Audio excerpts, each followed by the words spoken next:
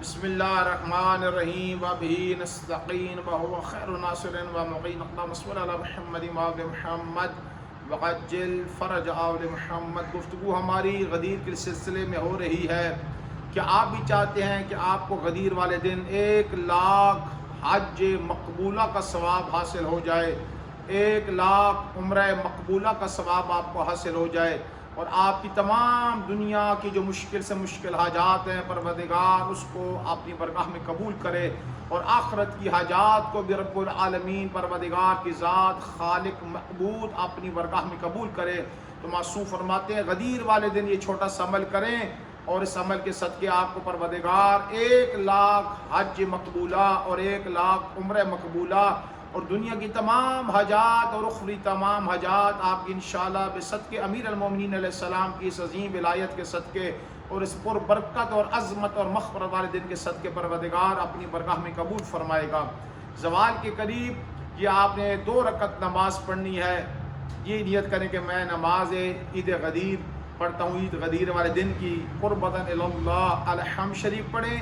الحمد کے بعد 10 مرتبہ سورہ اخلاص یعنی سورہ قل هو اللہ احد کی تلاوت کریں، پھر 10 مرتبہ آیت الکرسی کی تلاوت کریں، پھر 10 مرتبہ سورہ انا انزلناہ فی لیلۃ القدر کی تلاوت کریں۔ اگر آیت الکرسی یاد نہیں ہے تو آپ موبائل سے دیکھ کے بھی اوپر سے پڑھ سکتے ہیں۔ دوسری رکعت میں بھی اسی طرح 10 مرتبہ الحمد شریف، الحمد کے بعد 10 مرتبہ آیت الکرسی اور 10 مرتبہ سورہ قدر کی تلاوت کریں۔ اس کے بعد مختصر سی دعائیں ہیں اور پروردگار سے دعا مانگے، یہ مختصر سے عمل انجام دیں۔ معصوم فرماتے ہیں جو شخص غدیر والے دن یہ کام کرے گا اسے 1,00,000 حج مقبولہ اور 1,00,000 عمرہ مقبولہ اور اس کی حاجات دنیا اخری پوری ہوں گی۔ یعنی غدیر کا خلاصہ کروں وہ دن ہے کہ جس دن پروردگار امیر المومنین علیہ السلام کے صدقے، ان کی ولایت محبت کے صدقے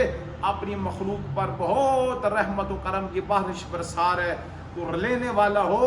علی علیہ السلام کے صدقے خدا سب کچھ اپنی مخلوق کو دینے کے لیے تیار ہے۔ دعا گوں کہ خداوند متعال معرفت اس کے ساتھ دنیا میں بار بار امیر المومنین علیہ السلام اور ان کو ذریت کی زیارات نصیب عطا فرمائے، اور معاشر میں شفاعت محمد و آل محمد ہم سب کو نصیب فرمائے، اور ہمارا خاتمہ اسی ولایت امیر المومنین اور محبت پہ ہو، اور دن بدن اللہ پروردگار ہمارے قلوب میں اس ولایت کے نور کو مزید اضافہ فرمائے، اور ہماری ذریت میں بھی اس معرفت کے نور کو رکھے۔ اللہم صل علی محمد و آل محمد وعجل فرج آل محمد۔